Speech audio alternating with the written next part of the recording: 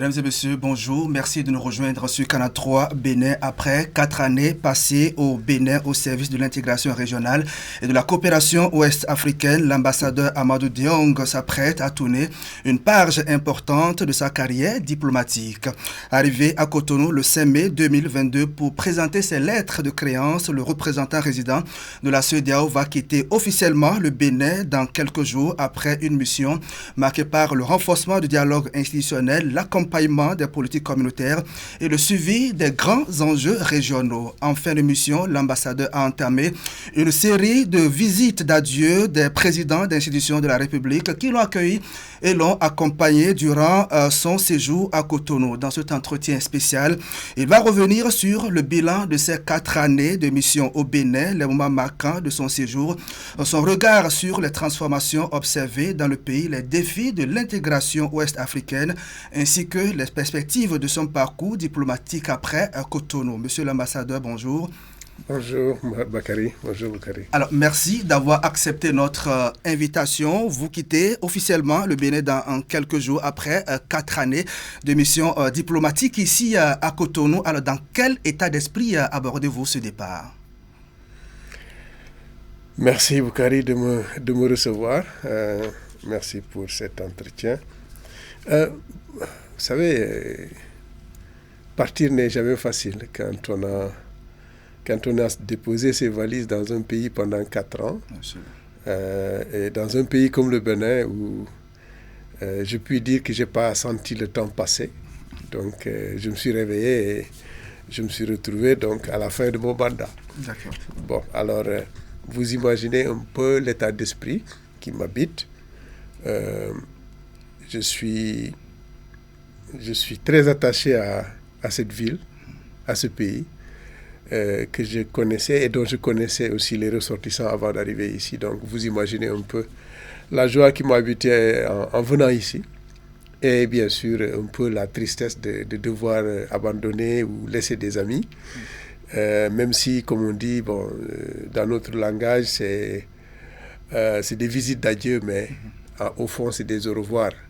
Donc, c'est une façon de dire au revoir aux uns et aux autres, les amis, les collègues, les camarades, bien sûr, et tous ceux avec qui nous avons partagé ces moments de défi pour à la fois la mission en tant que telle, mais aussi avec qui nous avons partagé une certaine socialité. Bon, c'est normal, on est là pour remplir une mission institutionnelle, mais il y a une certaine socialisation qui l'accompagne. Et vous comprendrez donc que c'est dans cet état d'esprit que je me retrouve, devoir quitter et bien sûr dire au revoir à des amis, à beaucoup d'amis que j'ai pu effectivement... D'accord, qui sont devenus pratiquement des frères avec qui, pour vous. Oui, tout à fait. Ça, je puis le dire. D'accord. Ouais. Quel regard global vous portez sur votre mission de 2022 à 2026 au Bénin? Je pense qu'au début de l'entretien, on parlait de la retraite, je pense, et on parlait de mon frère Diplo. Bien sûr. Blaise Diplo Dioman, qui a été mon prédécesseur ici. Bien sûr. Et un homme que j'admire, que j'aime beaucoup en tant que grand frère. Ça, je puis le dire. On a passé ici une belle semaine après m'avoir passé le service. J'avoue que oui, lui, il n'a pas eu la chance que j'ai eue parce qu'il est arrivé ici avec les moments de Covid. Bien sûr. Et je voudrais lui rendre un hommage particulier parce que c'est lui qui a posé les jalons, c'est lui qui était là avant moi. Et une chose importante, c'est qu'il a aussi... il a fait quelque chose d'important, c'est mettre en place le dispositif. Bien sûr. Et dans ce dispositif, il y a aussi tout ce qui concerne la logistique. Et je suis heureux d'avoir hérité de ce beau bureau qu'il m'a laissé, qu'il a bien décoré et qui est aussi à mon goût. Ça, je tenais à le dire. D'accord, d'accord. Voilà. Lorsque vous êtes venu à Cotonou, donc en mai 2022, quelles étaient les principales priorités que la CEDEAO vous a assignées? Bon, c'est toujours dans, vous savez, les organisations multilatérales, qu'elles soient internationales ou régionales, ont à peu près la même façon de percevoir les choses. Chez nous,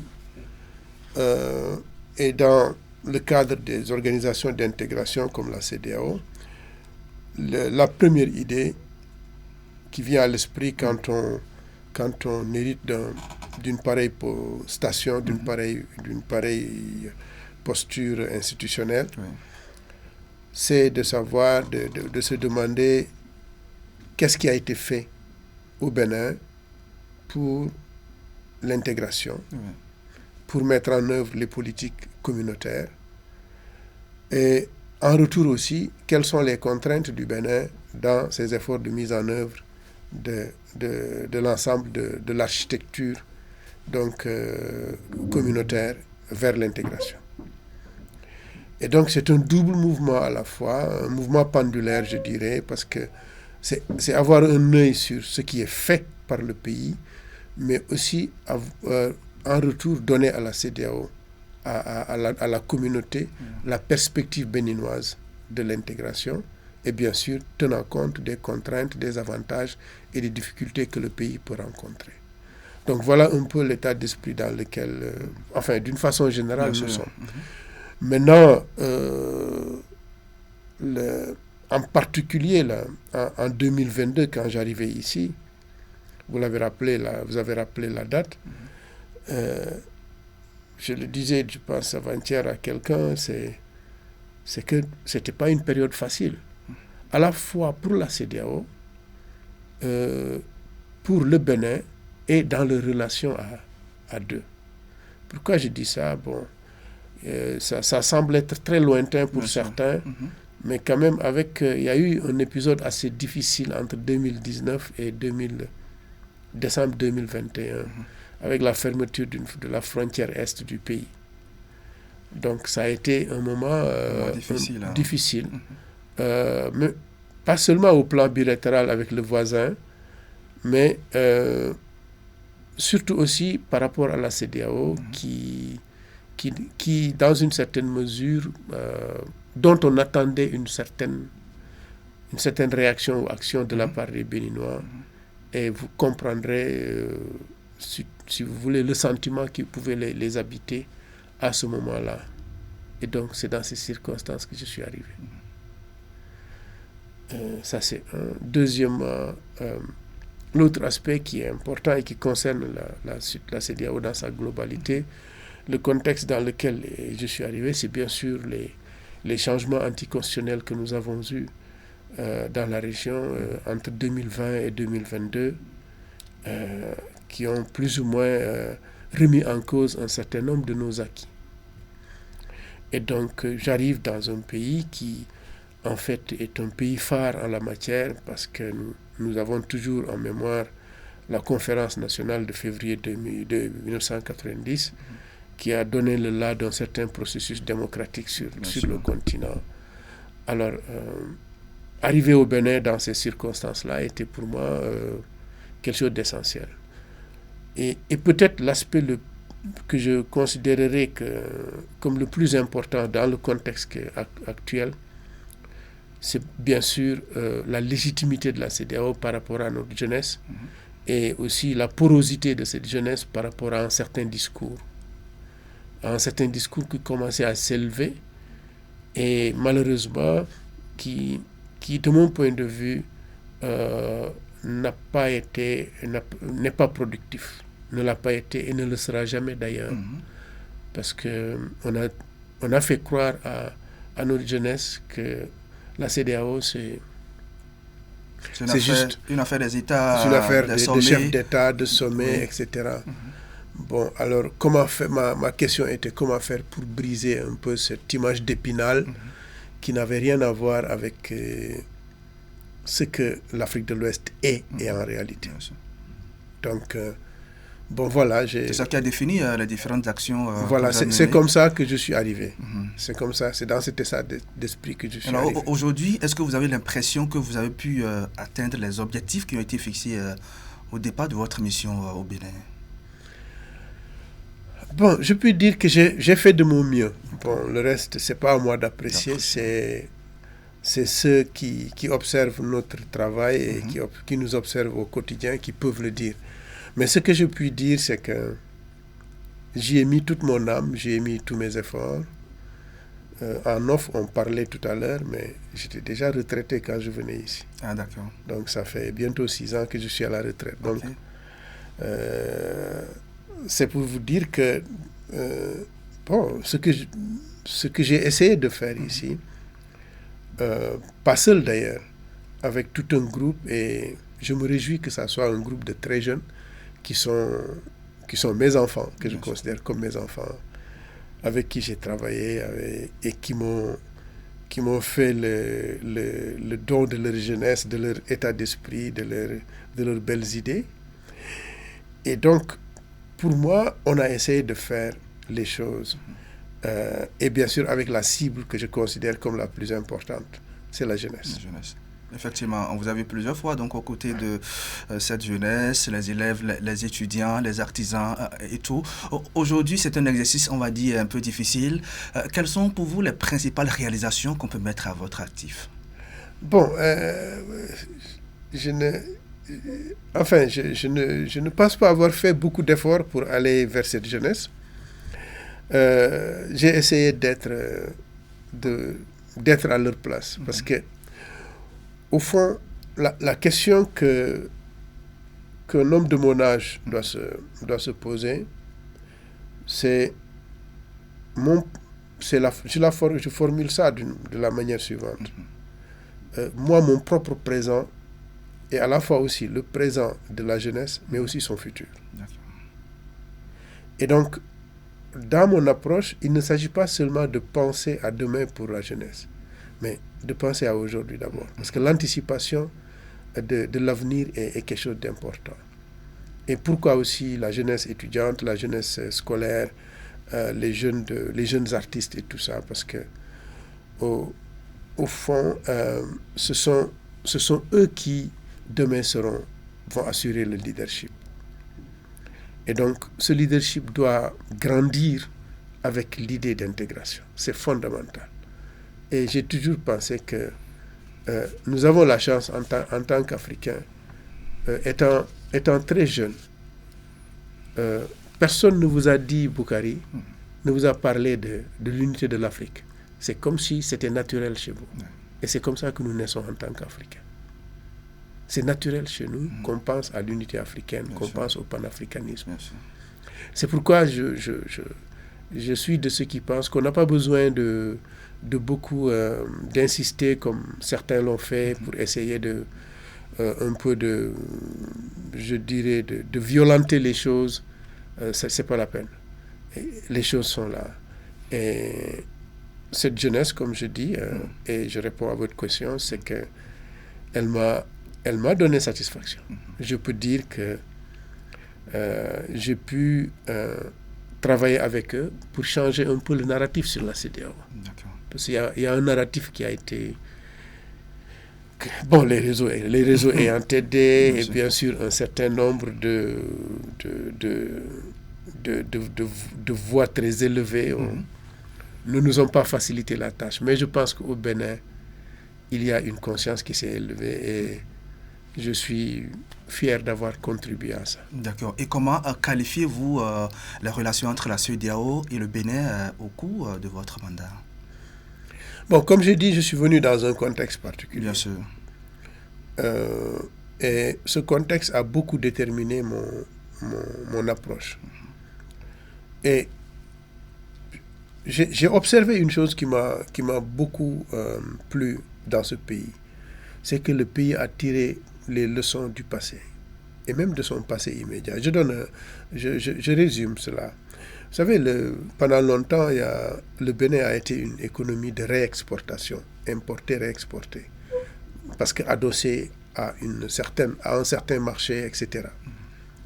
Bon, ce qui n'était pas très facile compte tenu des règles strictes de la CEDEAO à ce niveau-là. Et le pays est devenu aujourd'hui un pays de production. Donc de production et un pays qui de plus en plus bénéficie des règles d'origine de la CEDEAO.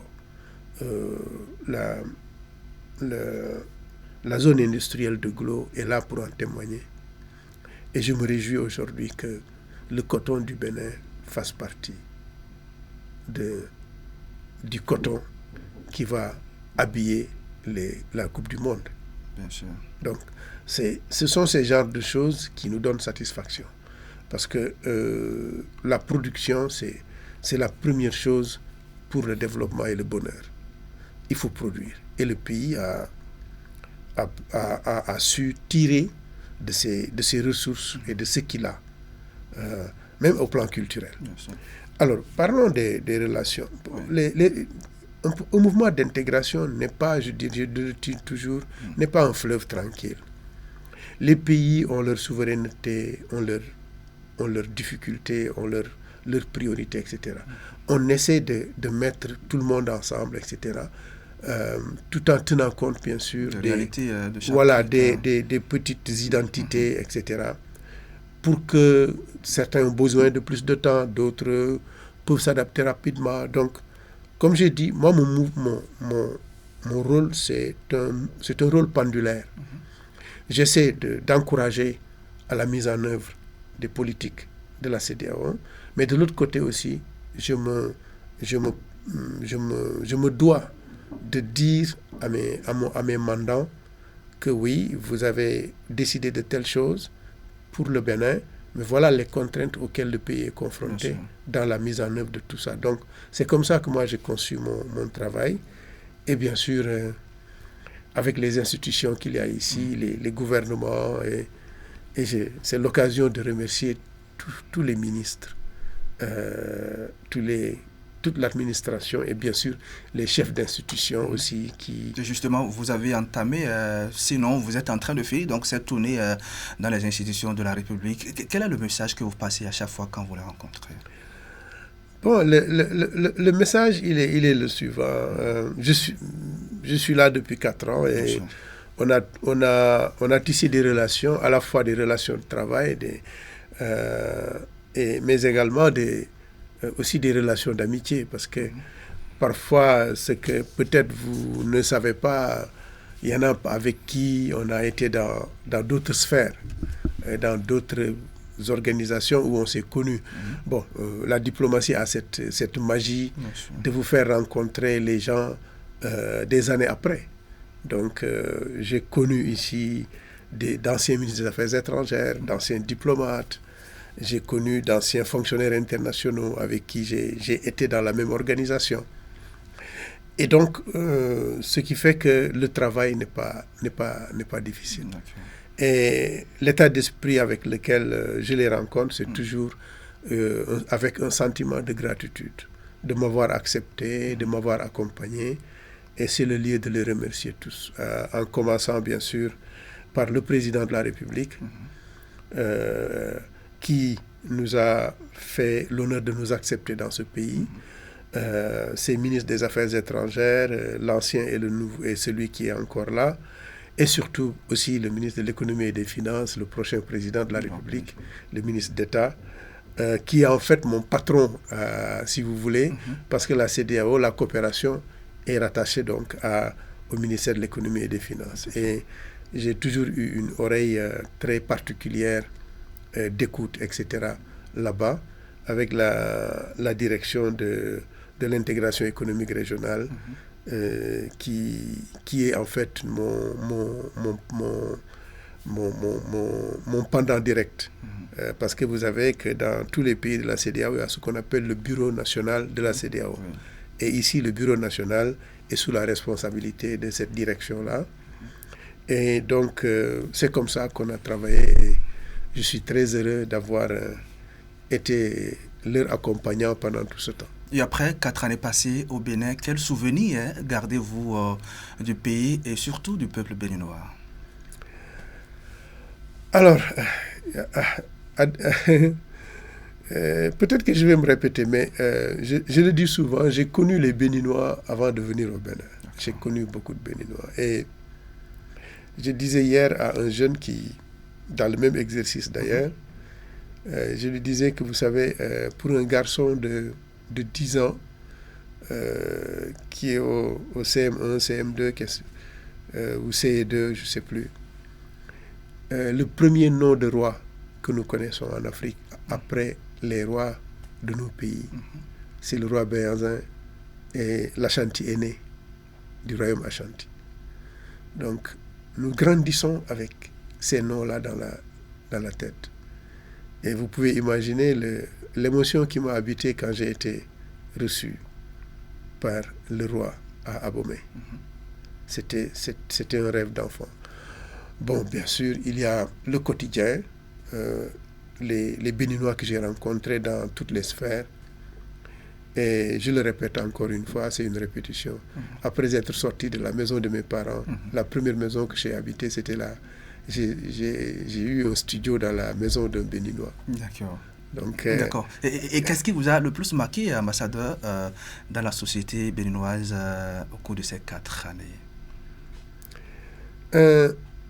J'ai remarqué une chose qui est importante ici, qui me frappe toujours. Et je le vois à travers tout le personnel avec qui je travaille, c'est la discipline. Je pense que c'est un élément fondamental. J'ai l'impression d'avoir vécu dans une ville, à Cotonou, dans une ville silencieuse. Et j'aime bien le silence qu'il y a dans ce pays. Un silence dû à quoi Je pense que c'est un silence qui est lié à la discipline. D'accord. Le respect, la discipline. C'est, je pense aussi, des aspects sur lesquels il faut insister. Et bien sûr aussi, quelque chose de très très important, c'est la joie qu'on éprouve à être ensemble, à s'amuser ensemble et tout ça. Parce que par-delà le travail aussi, il y a cet aspect. Je le dis souvent aux gens, je me suis beaucoup amusé. J'ai beaucoup d'amis avec qui je sors de temps en temps, avec qui je partage des repas, etc. Et c'est vrai que ce sont des moments qui vont me manquer. Et comment observez-vous cette transformation économique, les réformes politiques, institutionnelles et tout pendant les 4 ans que vous avez séjourné ou vous séjournez au Bénin? Vous savez, dans l'hommage que j'ai essayé de rendre au président Talon dans une lettre que j'ai adressée au président élu, j'ai fait état de ce qu'on appelle ce leadership transformatif. Tout n'est pas parfait et les réformes ont toujours un coût, comme il a dit. Et je pense le plus important de toutes ces réformes, dans tout cela, par-delà l'aspect matériel, ça se voit tous les jours. Je l'ai vécu déjà en venant ici le premier jour au salon d'honneur. J'ai senti quelque chose dans l'ameublement, dans l'agencement des couleurs, dans tout ce que j'ai vu dans cette ville, porte une certaine marque de dépouillement, d'ambition, etc. Par-delà tout cela, ce côté matériel, il y a un aspect fondamental avec lequel tout le monde devra composer. C'est la confiance retrouvée. La confiance retrouvée et la confiance en l'avenir. Je pense que c'est ce que les Béninois retiendront de cette période. Cette fierté d'appartenir à un pays à une nation qui se transforme, qui accepte de faire des sacrifices et d'aller de l'avant. Maintenant, il y a bien sûr, à chaque époque correspond un certain nombre de priorités. Je pense que le président élu lui-même l'a dit. Et j'ai en mémoire aussi un paragraphe que j'aime bien et que je partage souvent avec les uns et les autres, que le président Talon a eu à prononcer dans le 31 décembre 2022. Ce que je considère d'ailleurs comme un testament avant l'heure. Il a mis l'accent sur ça, et il a mis l'accent sur quelque chose de très important, c'est qu'il nous faut continuer à travailler encore, et dans ce travail aussi, à ne pas oublier que nous devons aussi partager le peu que nous pouvons gagner. Bien sûr, chacun devra se sentir concerné et bénéficier des fruits de son travail et des fruits du travail collectif. Et je pense c'est dans cet esprit qu'il faut aborder, je pense, cette nouvelle séquence. Et le président élu l'a dit, le social sera au cœur de son action. D'accord. Alors, selon vous, quels sont les principaux atouts donc, du Bénin dans l'espace communautaire ouest-africain? Alors, le Bénin profite d'abord de sa géographie. D'accord. Le Bénin est au cœur du corridor Abidjan-Lagos, qui fait 75% des échanges économiques et de l'économie même du pays, de la zone. Un. Deuxièmement, le pays aussi, comme je l'ai dit tantôt, a pu se transformer et rattraper un certain nombre de choses. Je crois que le pays s'est préparé à l'avenir avec, bien sûr, la libéralisation des échanges en Afrique. Ça, c'est important. L'autre aspect sur lequel il faut insister, c'est que même si je crois qu'il y a encore des améliorations à faire, mon impression est que le Bénin a un système éducatif qui lui permet aussi d'être compétitif sur le marché de l'emploi et sur le marché de tout ce qui concerne un peu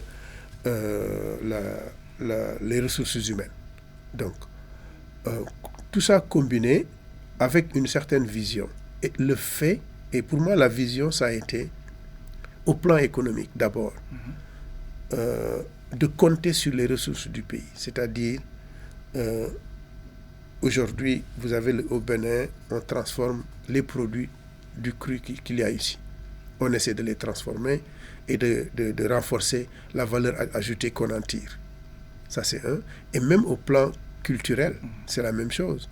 Donc, le tourisme est bâti sur les avantages comparatifs de l'histoire et de la culture du Bénin. Les Vodun Days, le retour de nos compatriotes et de nos frères de la diaspora, ces pèlerinages, etc., sont aussi un aspect important. Le Bénin peut-il servir de modèle pour certains pays Je crois que c'est de ça que je veux parler, parce que, au fond, s'ancrer sur ce qu'on a, qu'on peut donner à l'autre, parce que je pense le développement en termes d'enveloppe. Donc c'est une enveloppe duquel s'échappe un certain nombre de choses, et ce sont ces choses-là qu'il faut développer. Et donc dans le moment où ce qu'il y a dans l'enveloppe, on veut le faire sortir, c'est à ce moment qu'on rencontre les autres. Et en profitant des partenaires et de ce qu'il y a dans l'enveloppe, c'est cela qui fait le développement.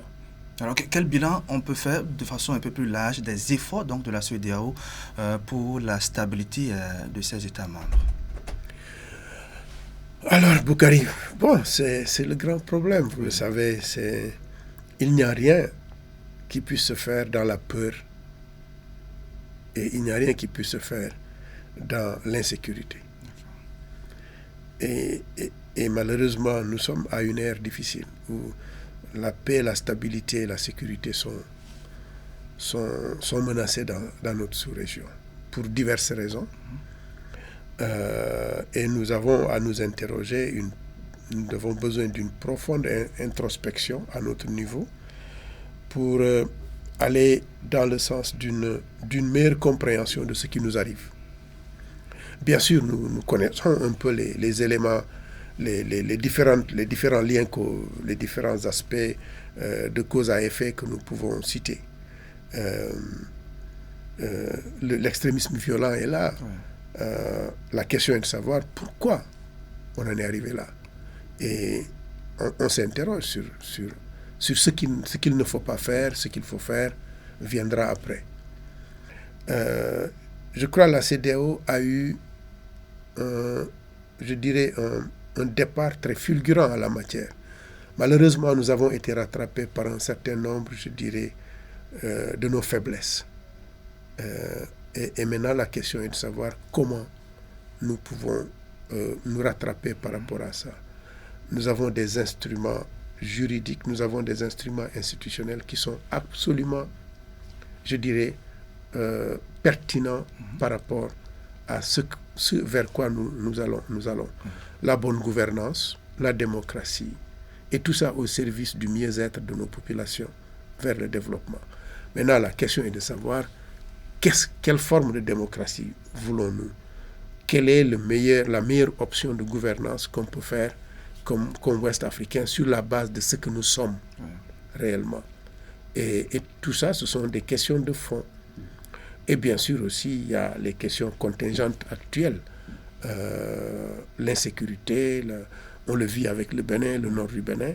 Et je ne vois pas comment nous pourrons résoudre ces questions-là si nos pays ne s'entendent pas. C'est l'urgence, de mon point de vue, et la CEDEAO l'a bien compris, c'est de faire en sorte que malgré nos divergences actuelles, que nos populations continuent à bénéficier de la libre circulation, de mener leurs activités, et qu'elles mènent ces activités dans la paix et la sécurité. Et ça suppose beaucoup de dépassement de la part de nos dirigeants. Alors, dans ce contexte, comment voyez-vous, on va dire, l'avenir donc de l'intégration ouest-africaine? Non, pour moi, c'est une parenthèse, hein, ce moment difficile.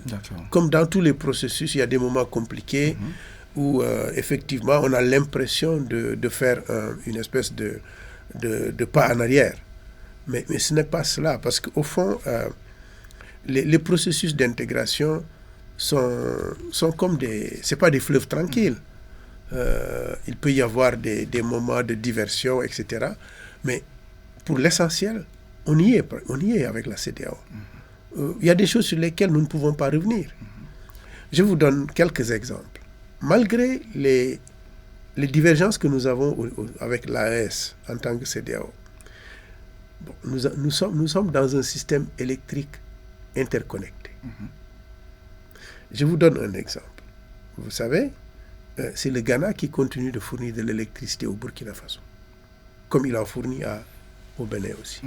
C'est le Nigeria qui fournit de l'électricité au Niger. C'est le Sénégal qui fournit de l'électricité aussi à travers le Sénégal et la Mauritanie, je dirais, dans le cadre de l'OMVS, qui donne aussi de l'électricité, une partie de l'électricité au Mali. Et dans les conditions difficiles que vous savez, avec les problèmes que le pays a connus,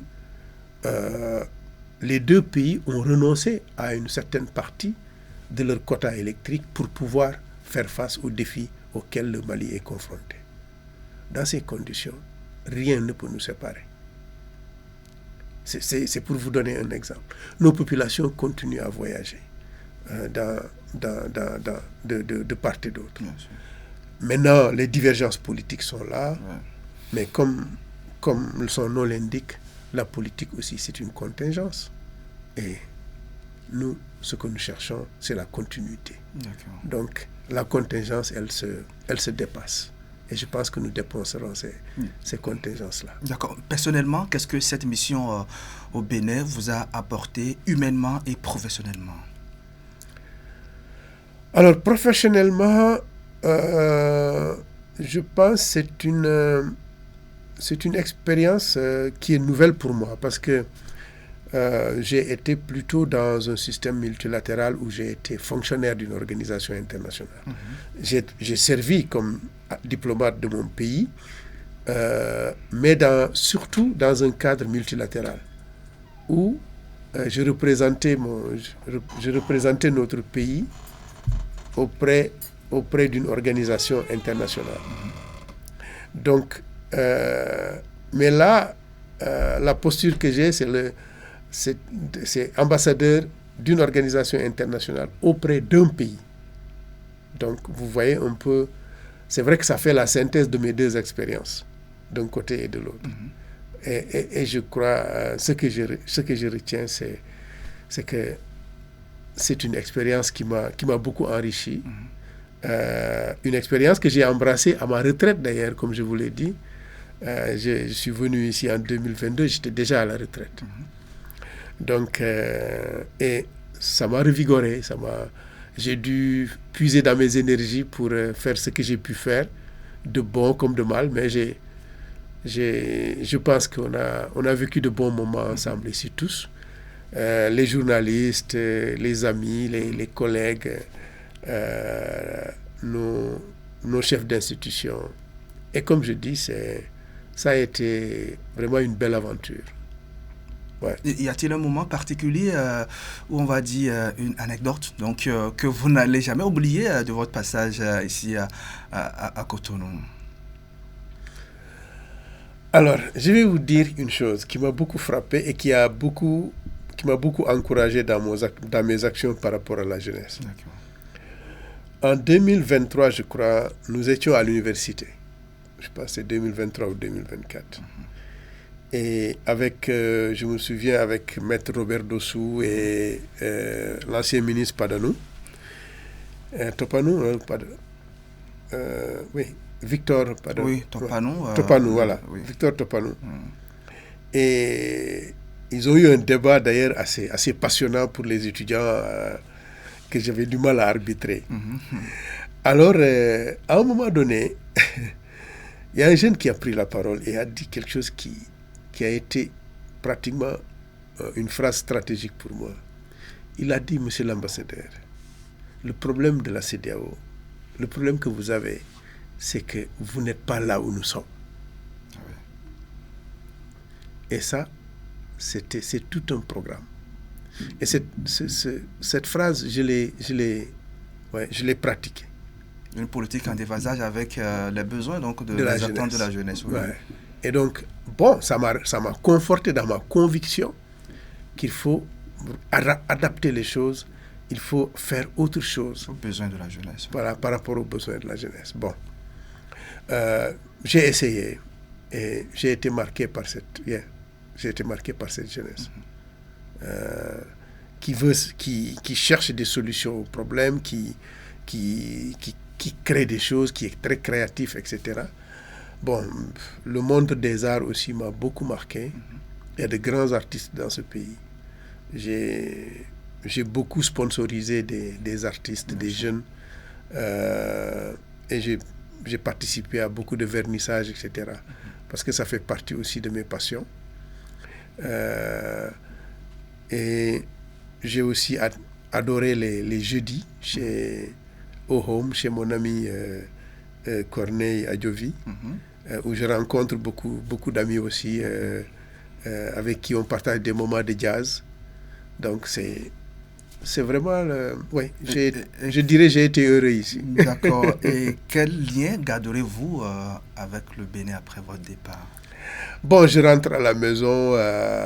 Vous savez, moi je considère que l'Afrique de l'Ouest, c'est un village, et c'est des quartiers. Le Bénin est un quartier de l'Afrique de l'Ouest, le Sénégal en est un autre.